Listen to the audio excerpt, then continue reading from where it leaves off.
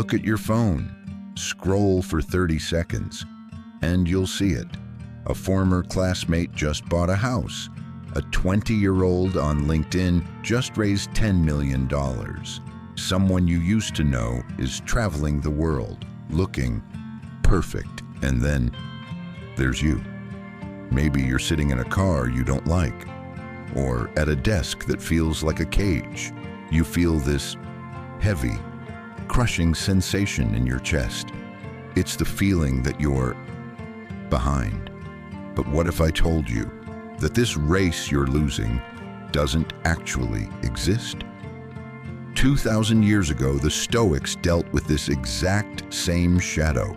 Today, we're going to use their wisdom to break your internal clock and finally let you breathe again. The philosopher Epictetus once said, "Man is not worried by real problems so much as by his imagined anxieties about real problems." Think about that. You aren't suffering because you lack a house or a title or 1,000,000 followers. You are suffering because of your representation of those things. We live in an era of the social mirror. We compare our behind the scenes, the messy mornings, the failures, the self-doubt, with everyone else's highlight reel. It's an unfair fight. You are comparing your reality to someone else's fiction. Stoicism teaches us about the circle of control, other people's success, outside your circle, the speed of the economy, outside your circle. The only thing that belongs to you is your character. Imagine a Stoic archer. He prepares his bow, he strengthens his grip, he focuses his vision until everything else disappears. He does every single thing within his power to hit the target. But the moment the arrow leaves the string, it is no longer in his control. A sudden gust of wind, a bird flying past, the target moving. These are external forces. The Stoic archer is at peace even if he misses. Why? Because his success was the excellence of his shot, not the result of the arrow. In your life, your shot is your work ethic, your kindness, and your morning routine. The target, the house, the promotion, the fame, is the wind.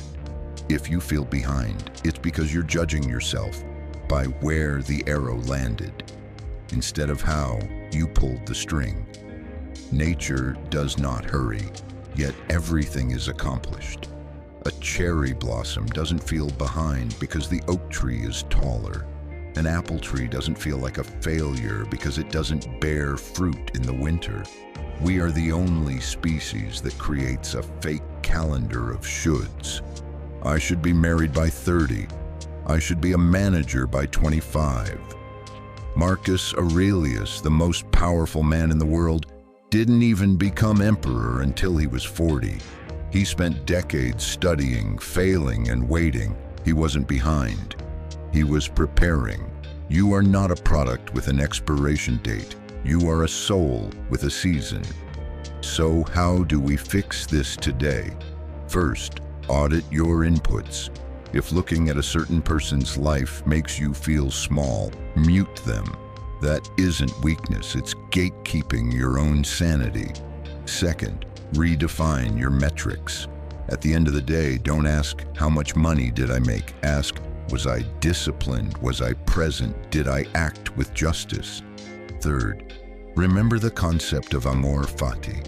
Love your fate, not just accept it, love it.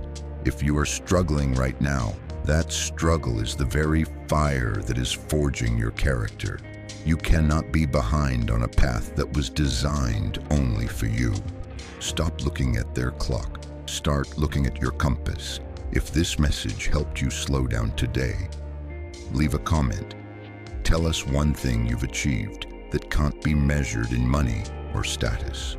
And remember, as long as you are breathing, you have time to win the only race that matters, the race to become yourself.